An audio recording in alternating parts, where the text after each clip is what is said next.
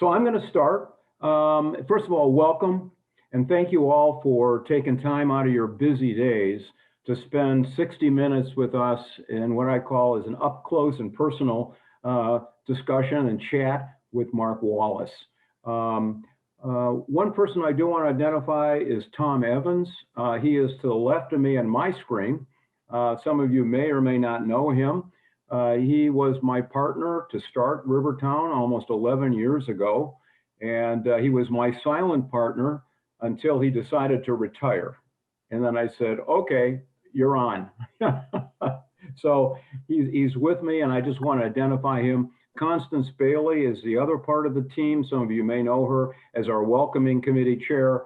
Many of you see her or met her when you showed up at the meeting. She was always there with the name tags and signing in and everything else. So she's very active in the group. But anyway, so thank you so much. It's my pleasure to introduce not only my good friend, Mark Wallace, but the president and CEO of the Detroit Riverfront Conservancy. And as I tell everybody when they ask us, how do you work with the Conservancy? I always describe it this way. We have a great foundation, and the Rivertown Conservancy are the bricks, and Rivertown becomes the mortar. And together we work together.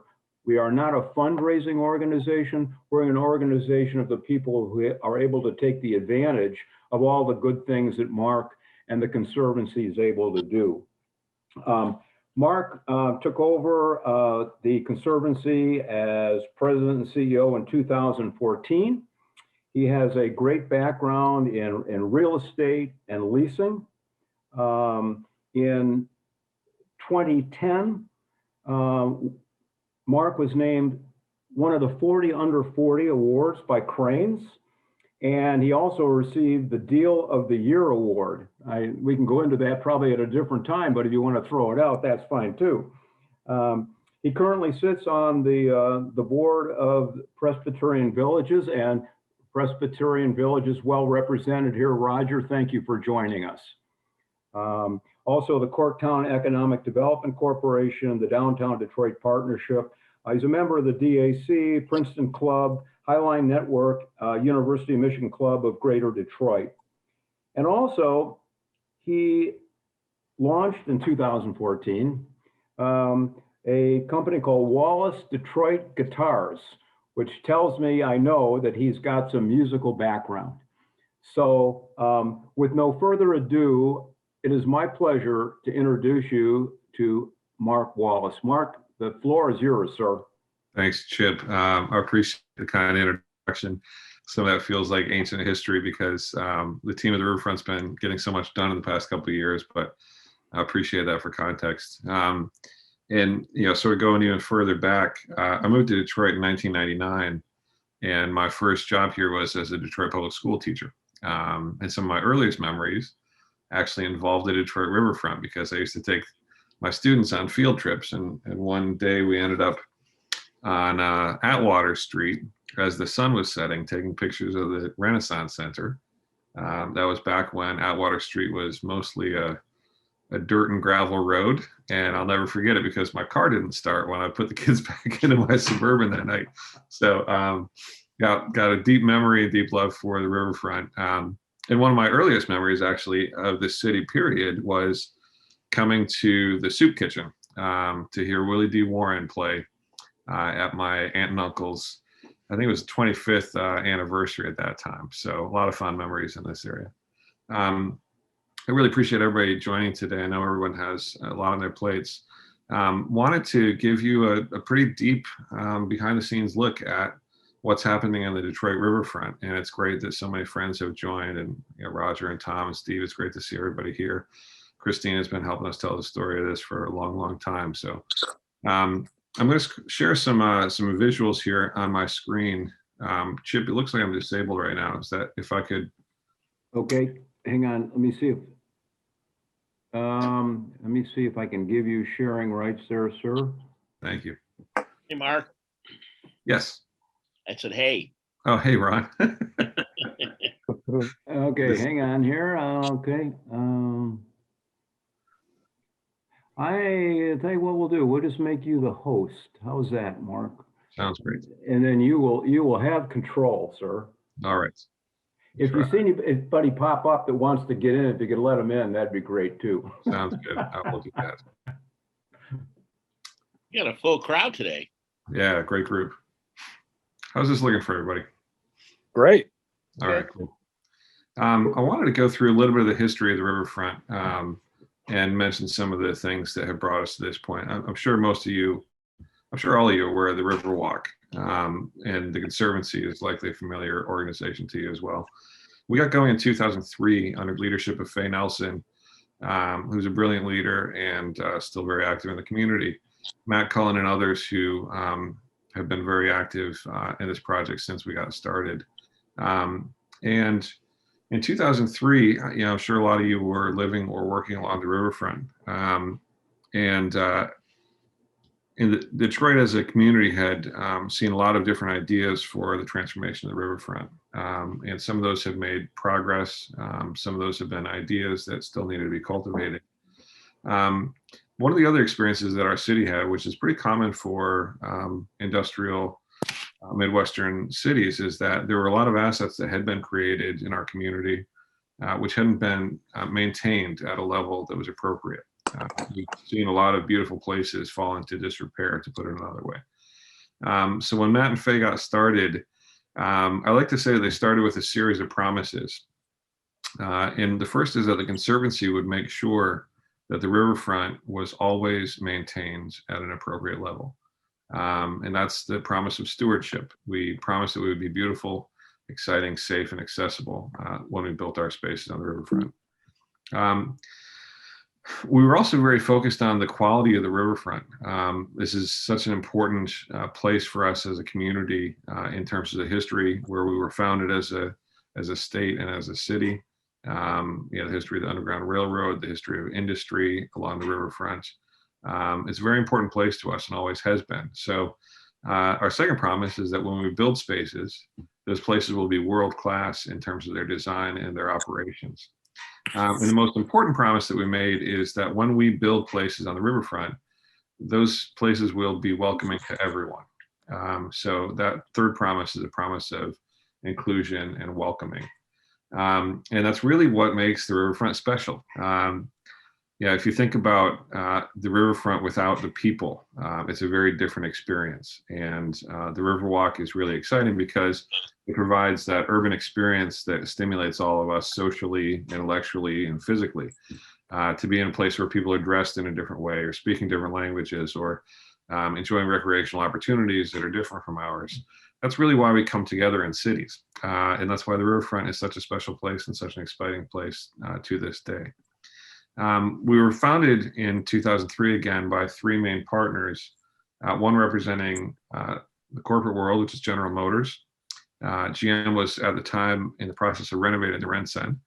And as part of that project, they built the plaza behind the RenCen on the water side, and they donated a significant part of the riverfront to us as a nonprofit. The project was really accelerated when the Kresge Foundation made a $50 million commitment, which at the time was the largest single investment that Kresge had ever made. And they're coming up on their 100th anniversary, so pretty significant investment from that organization.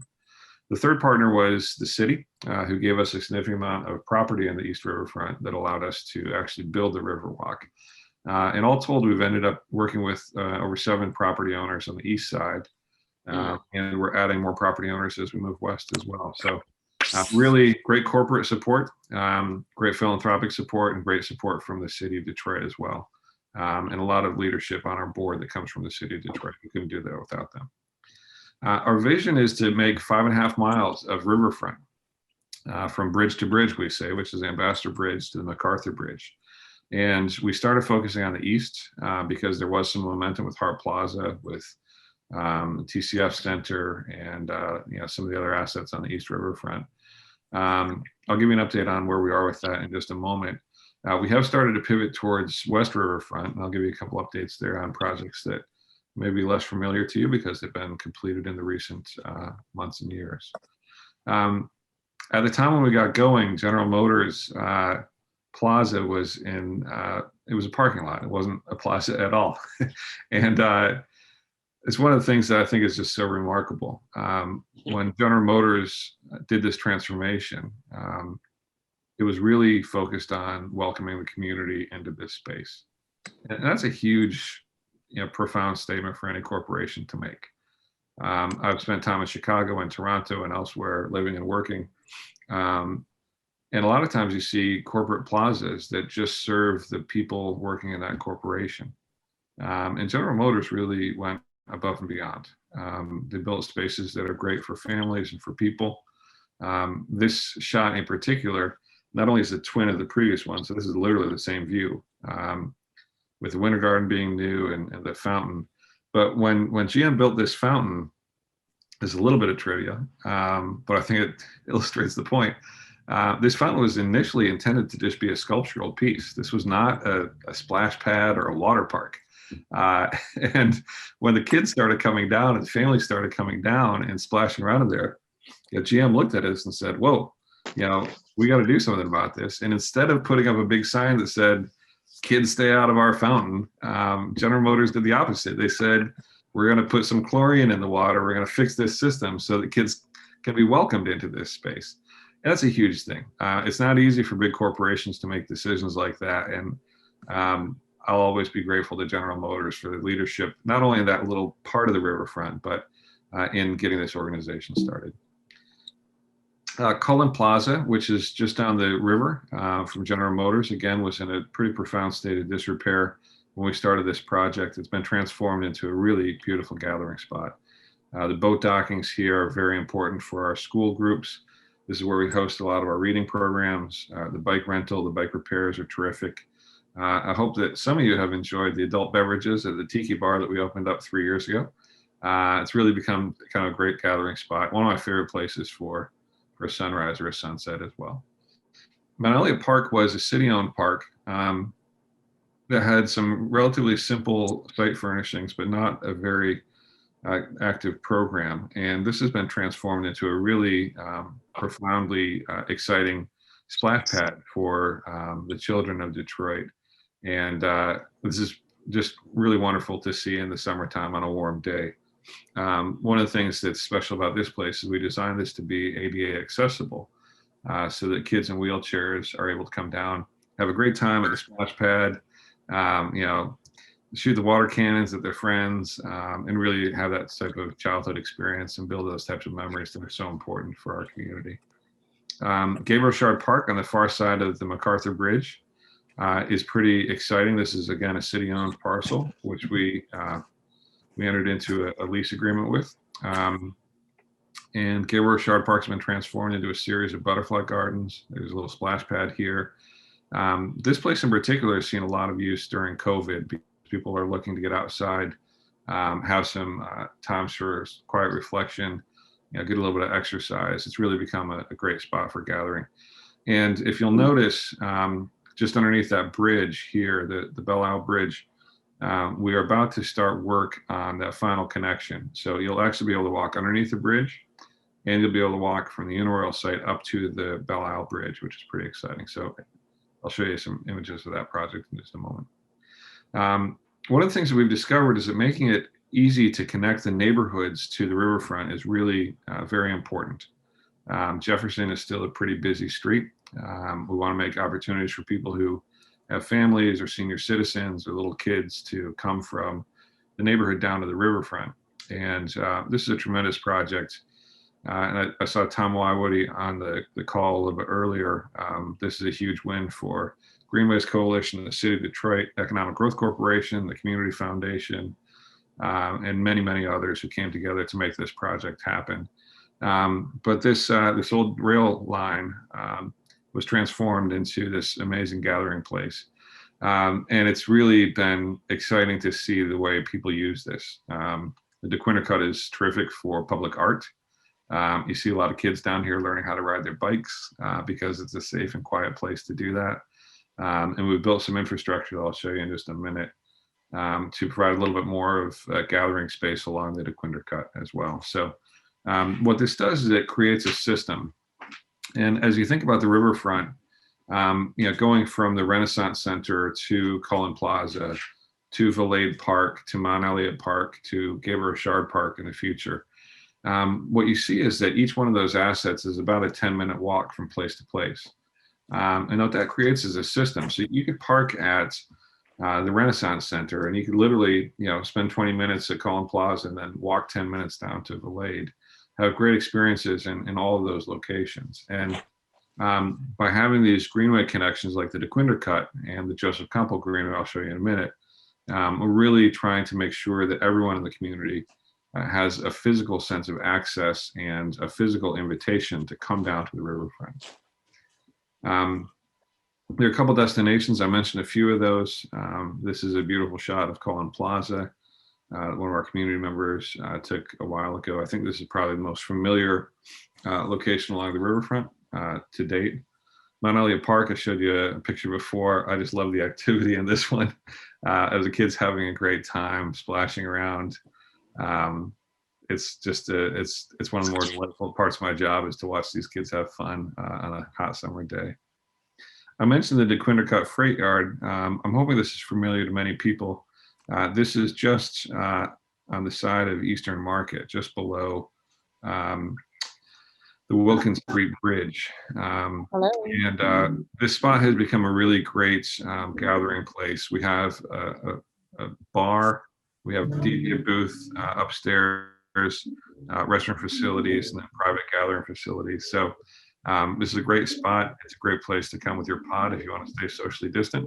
We have a little bit of food and beverage there, and it's really become a great place. It's open on the weekends in the summertime. I've mentioned Robert Valade Park a couple times, and I'm sure some of you have experienced this. Valade this weekend is going to be pretty exciting. We have horse and buggy rides if you want to bring your Valentine down and have a bit of a romantic evening.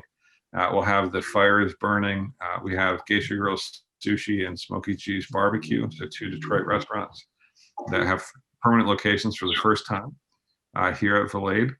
And in the summertime, this is a beach experience with a floating bar. So encourage people to come down in the summer and make use of that.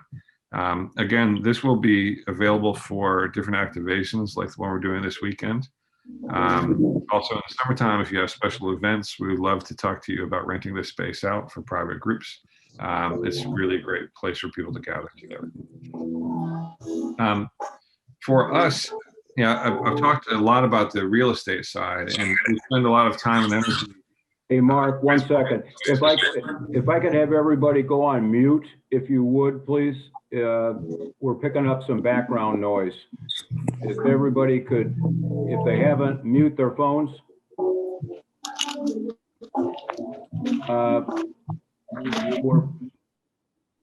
Sounds good.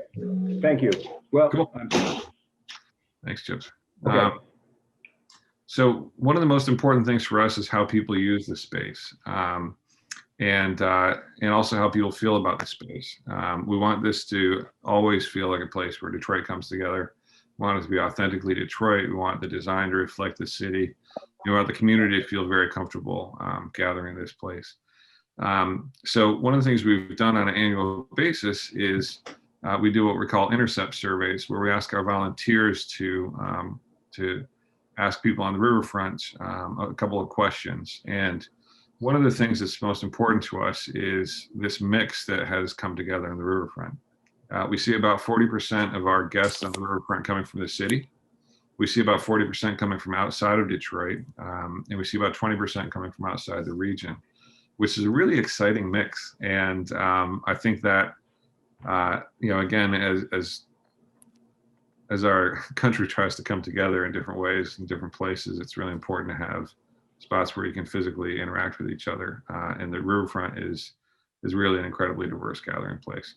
We're the second most popular, most frequently visited space in downtown Detroit as of 2015 DDP survey. So more people are coming here than the sports arenas, more people are coming to the riverfront than Fox Theater, Hart Plaza. It's really become a very important part of our community. Our programs are oriented around a number of different goals that we have. The first is around conservation. I'm sure many of you have participated or come down to our Fishing Fest, which is one of our conservation programs.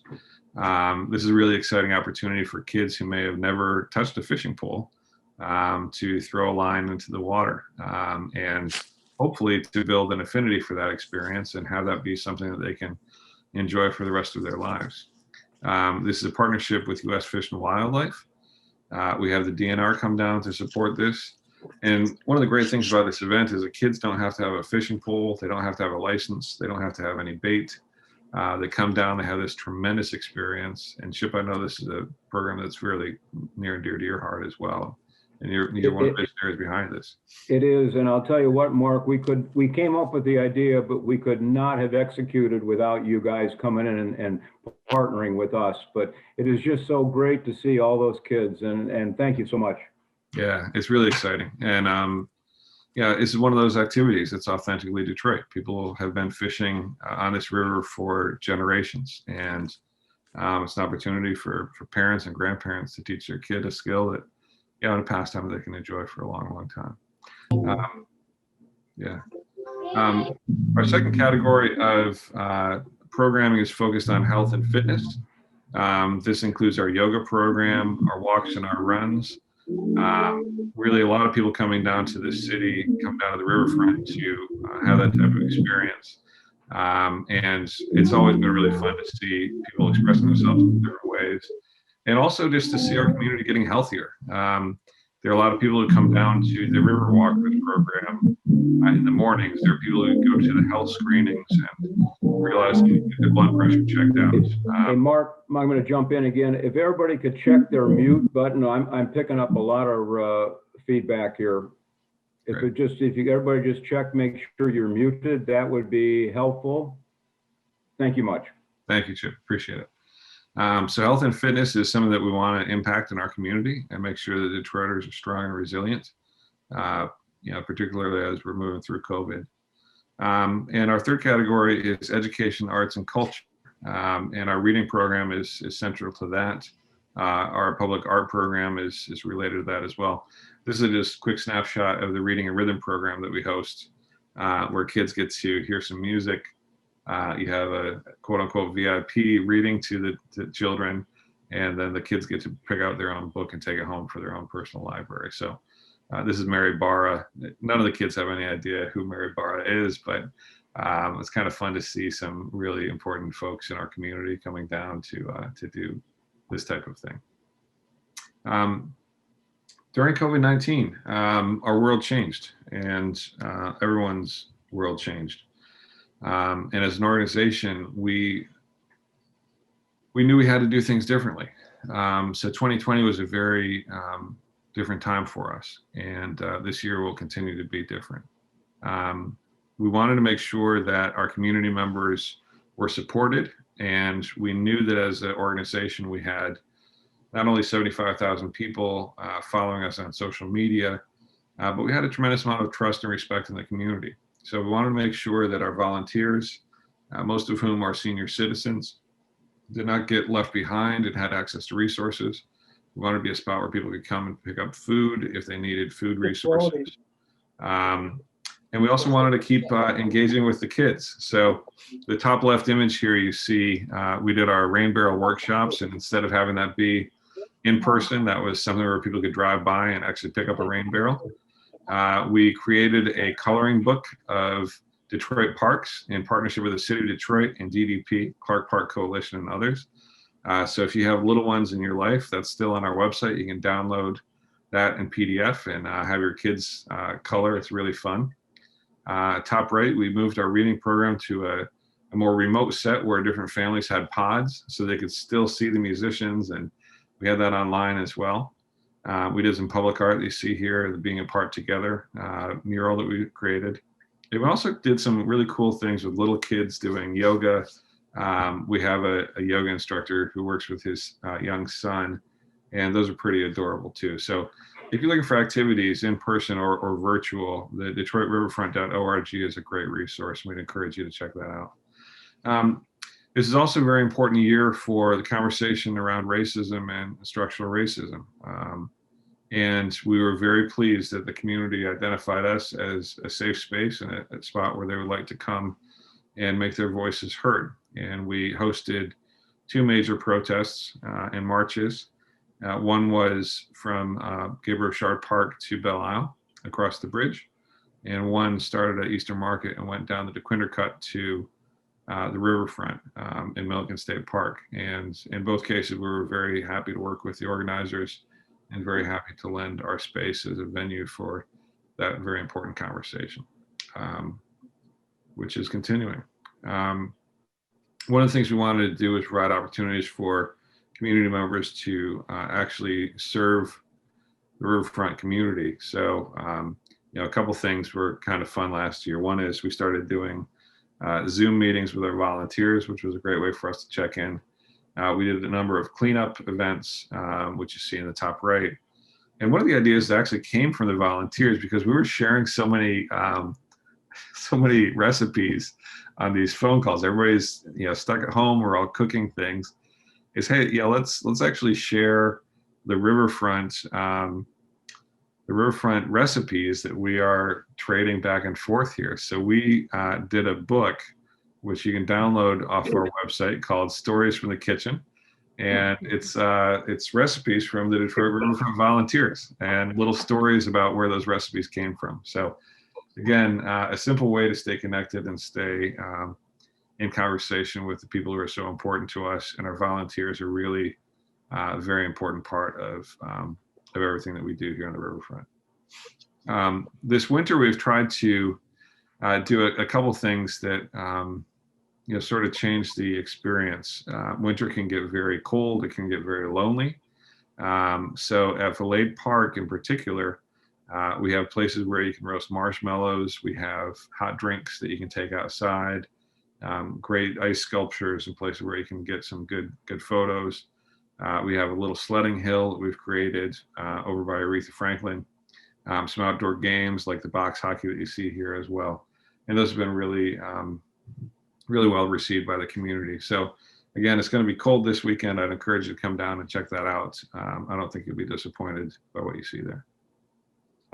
There are several projects that are about to launch or currently in the works, and we wanted to give you a quick update on those before we get into the Q&A. The current projects are the pieces that you see here in blue, and I'll jump to the visuals because I think that will help to illustrate what we're doing. But if there's one thing I'd encourage you to take from this map here, we're not just doing one park, we're not just doing one pathway, we're really doing a series of parks, a series of pathways that are all connected together into one system. And we think that's what's special about Detroit is there's so many different activities, so many different places where people can come together that we want to connect the dots and really connect the neighborhood to the riverfront and connect the riverfront to itself. The most exciting project for us is the Uniroyal Riverwalk. And this has been something we've been dreaming about since 2003. This is a rendering which we presented to the public, I think 4 years ago, of that Riverwalk connection. It will have beautiful trees and landscaping that you can see here. There'll be a very wide Riverwalk and a separated bike path, so those two modes can move through without competing with each other. We're also going to have a beautiful seating area on the water side so that you can have sort of a built-in bench or sort of a bench or a step experience as you get closer to the water and really feel like you're close to the water without having an obstructed view there.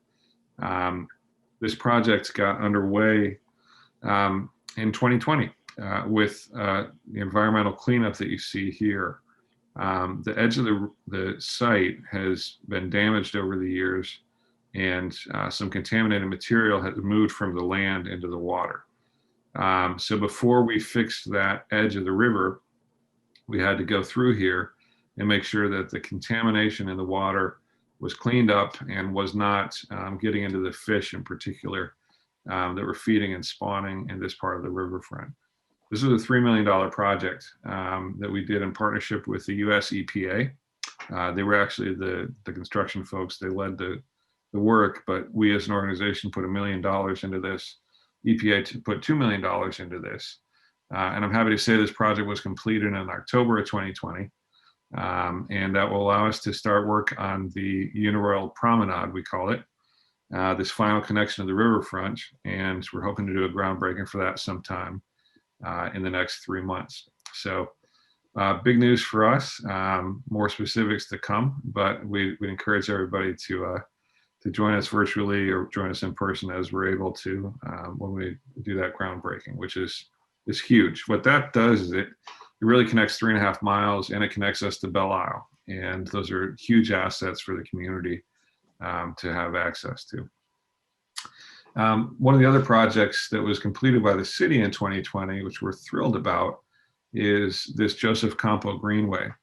I'm sure a lot of you are East Siders and are familiar with this, but Joseph Campo between Jefferson and Larned used to be a street. And at some point about 40 years ago, and Chip, you may actually know who did this or who bought it, but that property was turned into a parking lot. So if you were trying to go from Joseph Campo up to the Ralph Bunch homes or to the King homes, you really had to kind of work your way around a pretty big block to get there. There's a little pathway, but it wasn't very hospitable. When we did the East Riverfront Framework Plan, the community told us very clearly, hey, East Siders want to be able to get down to the water, just like people at Lafayette Park can come down the DeQuinder Cut. And there's already a pathway here. It just hadn't been really well maintained. So the Conservancy is doing the cleaning. We'll be removing snow. We'll be doing security. And the city has invested $5 million, a huge investment to make sure that there's a great pathway so that all the residents in these townhomes and everybody on the east side can come down through this greenway and straight to the riverfront. So really grateful to the city for their leadership on this. And we think this will become a spot that a lot of people enjoy. One of the other projects that the team moved forward last year was the completion of a boardwalk through the marina at Riverfront Towers. And what this does is it connects Ralph Wilson Park to the riverfront in front of what used to be Joe Louis Arena. That means that instead of having to leave the edge of the river as you come to Riverfront Towers, you can actually stay on the water side.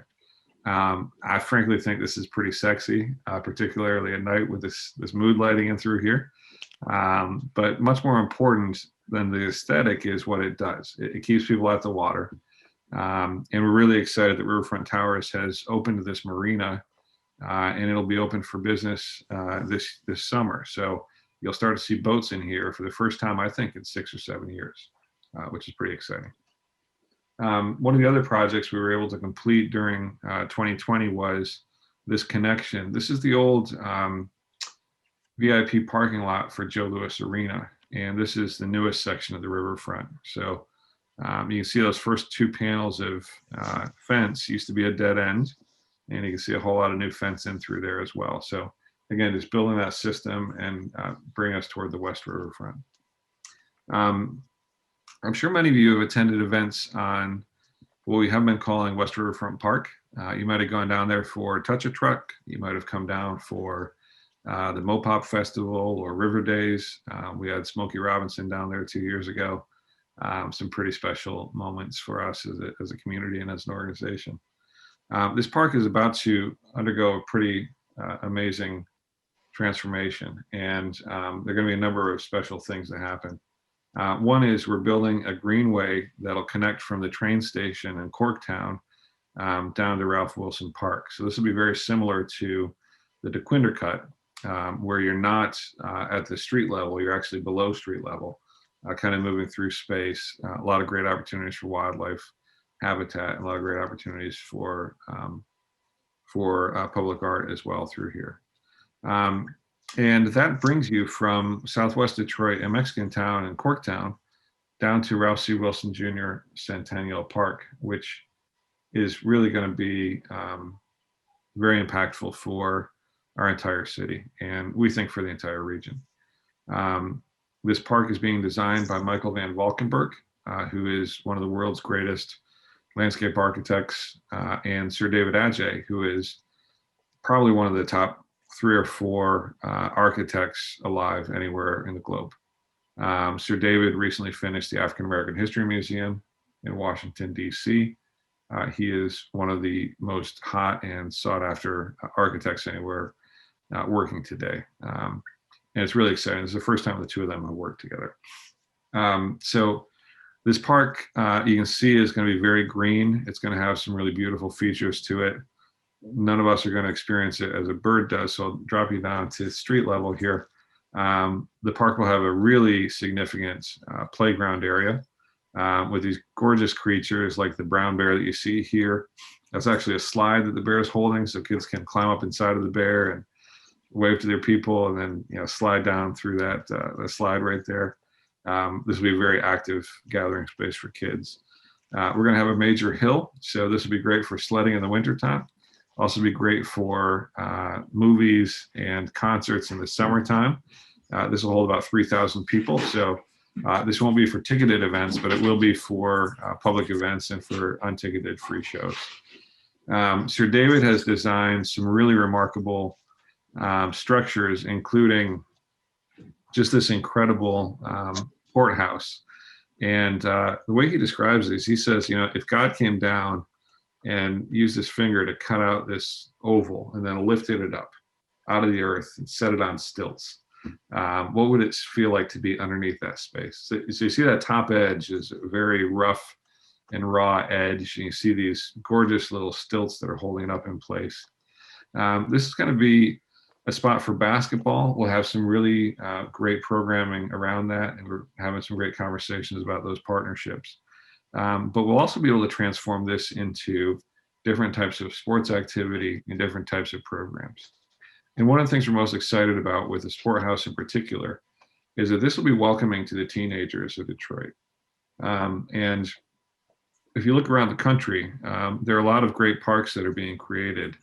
And some of them are not as welcoming to our teens, our teen population, as we think that group of kids deserves. So this should be a great spot for people to come from all over the city, to see some great basketball, to have some fun, to flirt with each other, to meet each other, to do what teenagers do. I'm really excited about this being designed by such a wonderful architect as Sir David. I hope this has been a good overview. I went through a lot of content pretty quickly, and I'm really excited about questions and answers. I saw there were some questions in the chat that I haven't been able to look at yet, but I'll stop the screen share in a second. I'll just leave you with this last note. We're very easy to follow on social media, and I'd encourage you to connect with us on Facebook or Instagram. Those are our two primary platforms, although we do have Twitter as well. Our hashtag is Bring Everybody, and I think that's what makes life exciting in any city, and that's what makes the Riverfront so exciting for so many of our community members, is when people show up. This picture is obviously a pre-COVID image, but we have seen a 20% increase of people using the Riverfront in 2020, and we've seen a 40% increase of people using the DeQuinder Cut in 2020. And what that tells us is that people love the Riverfront. People need to get exercise. People need to spend time in nature. And when we provide those opportunities, we become stronger as a community. We are a nonprofit organization. We're always looking for supporters. We always need additional funding and additional help. But we're very glad that at a time like this, we've been able to be such an important part of the lives of our community members and supporting people in some of the hardest times of their lives. So with that, I'd love to get into the Q&A. And again, thanks everybody for joining us. Mark, that was fantastic. Thank you so very much. And in keeping with the way we do things here, if you have a question for Mark, go ahead and unmute yourself and ask away. So Mark, first of all, just hats off to you and your team.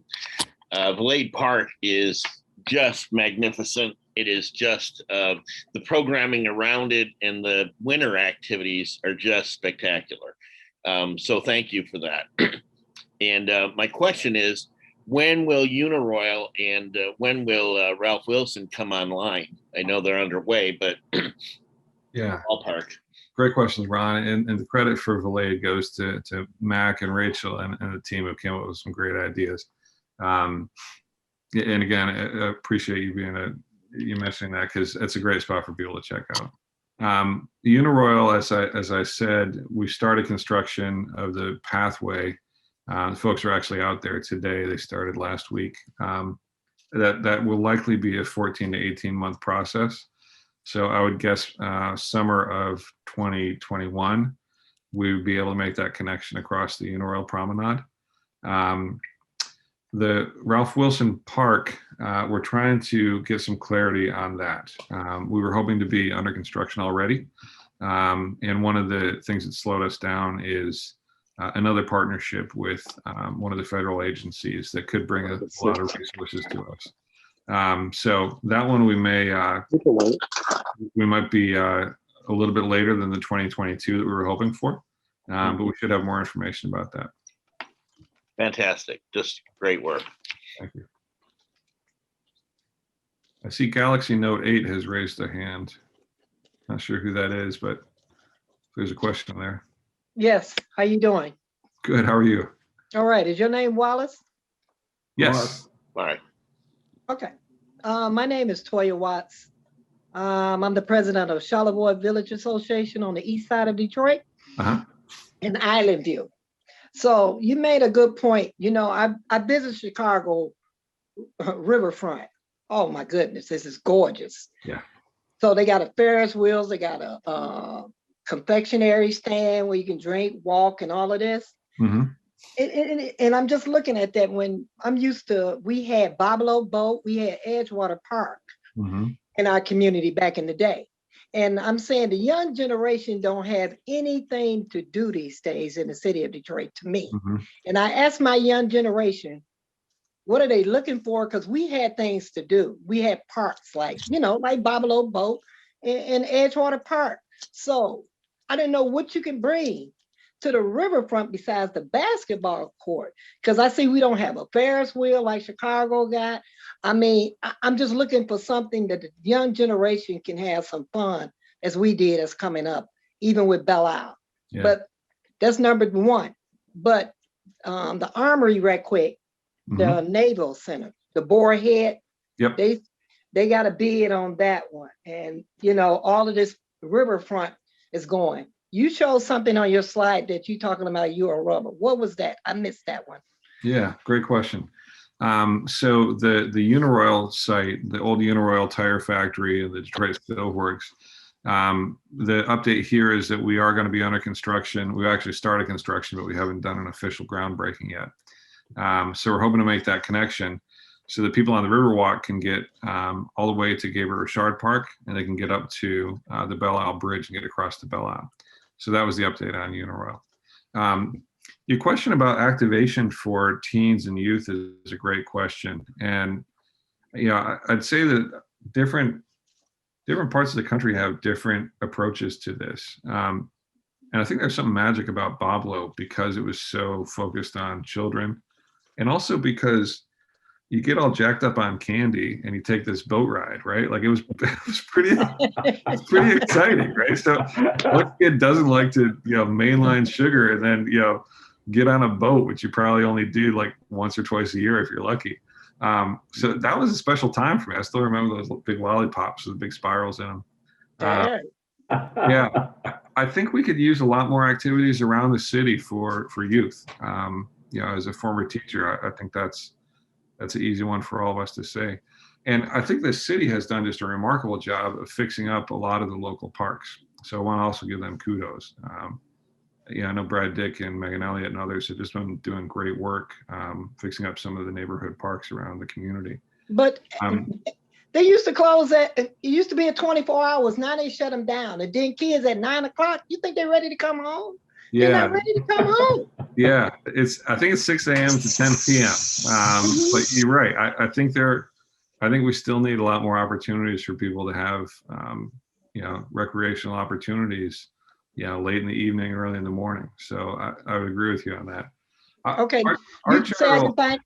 Can I find this presentation on Facebook, what you just did?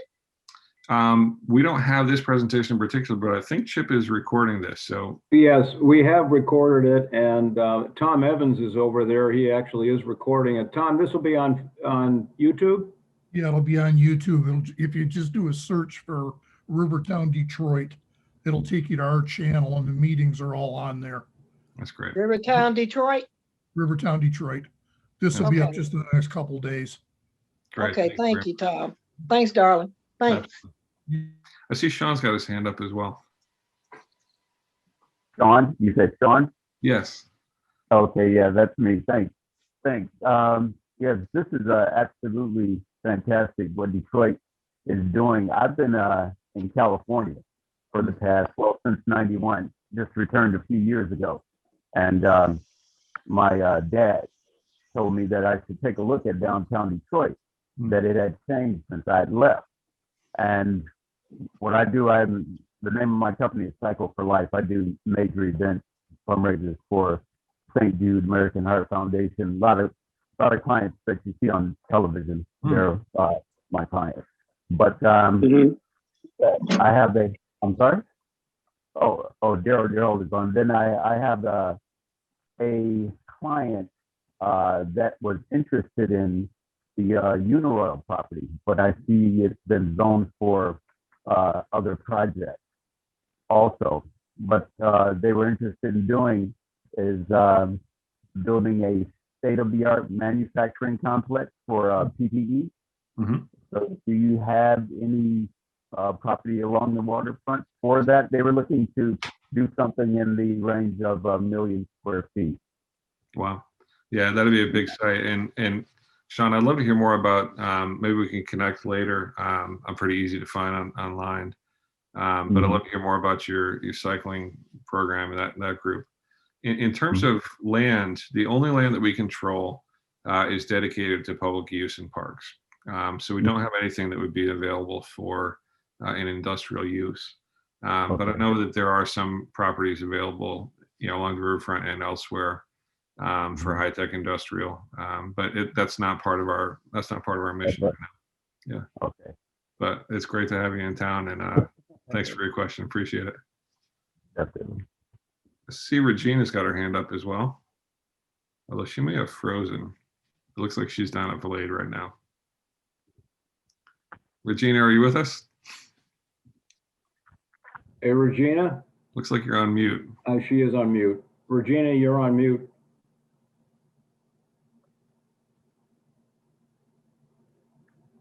Mark. Hello, I'm back. Hello. Hello. Hi, we're down here at the lab park today. We got carriage rides going on. We are roasting s'mores and entertaining our guests for today. So anybody want to come on down, have some food, some drinks, and enjoy us? We're having a wonderful time. Just started snowing, but that's okay because the volunteers here are used to it. Hello, Chip. Hi, Regina. Mark, that's a live report. Regina, thanks for the on-site report. That's awesome. I'll give you a nice little overview of the lab park right now. I'm turning around a circle. And we got the fire pits going back here. We're expecting guests today, and I'm hosting one group as well. So everybody come on down and enjoy the riverfront. Bye. Thanks, Thanks, Regina. Regina. Say hi, Marie. Say hi. Bye.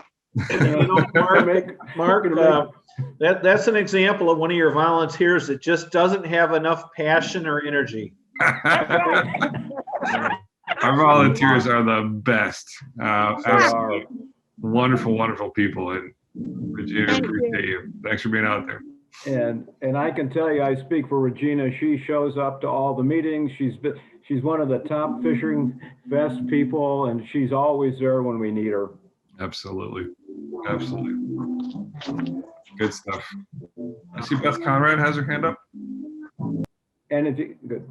Hi, Mark. And again, kudos to you. I cannot tell you, as a longtime Detroiter and someone who is a reporter and editorialist, fought for that Uniroyal site to get developed.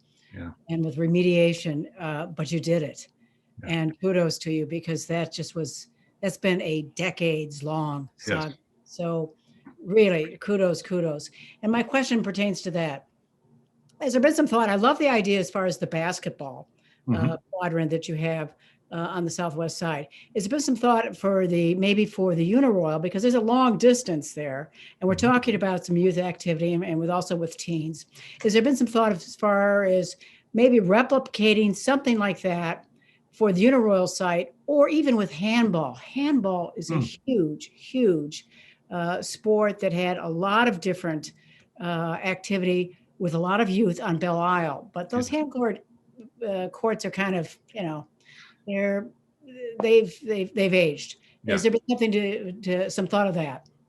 Yeah, it's a great question, Beth. And going a little deeper on that Uniroyal project, the funding we're using right now actually goes back to Senator Carl Levin, who is now one of our board members, one of my personal heroes in terms of what he's accomplished. So we're actually spending money this year from an earmark that Senator Levin identified for us, I think 7 or 8 years ago. So pretty remarkable, and really grateful for the federal investment in that. Belle Isle does have handball courts. I know that's a really popular activity.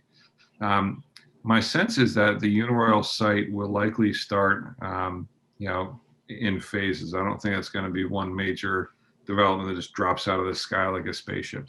And the planning department has just been an incredible leader in all of this work. And I would expect that you'll see a significant amount of public space, circulation space, ways that you can move through that site. So I would expect that to be a really integrated part of our community.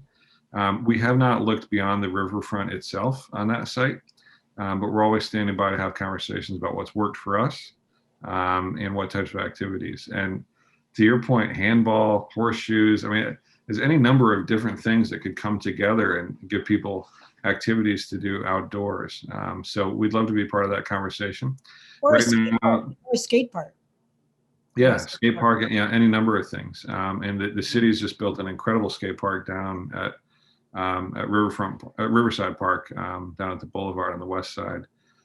So a lot of opportunities there. But that site being so big, I'm guessing that the developer in the city, the planning department will collaborate on some pretty significant public space inside of that development as it comes on board.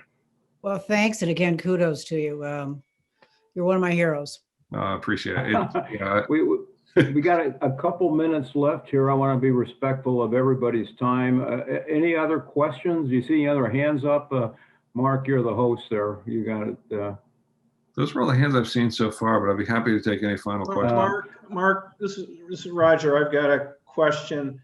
Have you been having conversations with the new owners of what was the UAW GM Center for Human Resources? And do you have any insights as to what the ultimate use of that space might end up being? Yeah, great question, Roger. We've had some sort of introductory conversations with them. We know one of the investors pretty well, but we don't know all of them. And they haven't been I think they're still working on their plans for the future of that site. I wouldn't have anything specific to report. But some of the ideas that they've tossed around seem very creative and very community oriented. So really excited to see that space, get some reinvestments, and it's such a great asset.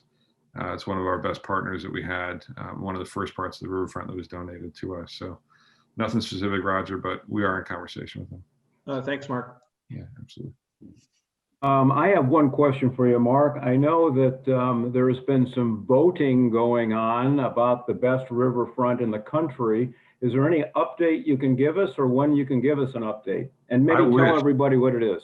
Yeah, so we were really pleased. USA Today has a contest going to name the best riverfronts anywhere in the United States. And we are on that list and waiting to hear back where we rank. So we're shooting for #1. We'll see where we are. I think we should know sometime in the next 10 days what the results of that contest were. But all I know is people love the riverfront, and that's why we exist. Detroit really loves this riverfront, and it'd be great to see that recognition, not for us as an organization, but for us as a community.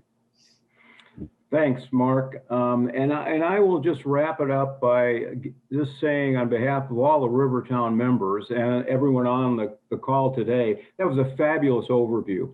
and an update. And I'm going to put you on my calendar every year to come back. You've earned your spot here to be able to update the group on what is going on, because I know it'll pick up. But we thank you so much for that. And Mark Pasco behind the scenes. Mark is part of the Conservancy team as well. They did a great job.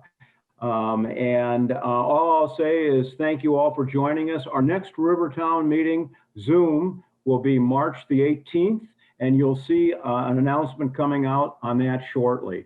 But thank you all, and everybody have a great evening and stay warm. Thank you, everybody. Talk to you Thanks, soon. Chip. Okay, Thanks. bye, everybody. Thanks, Chip. Bye.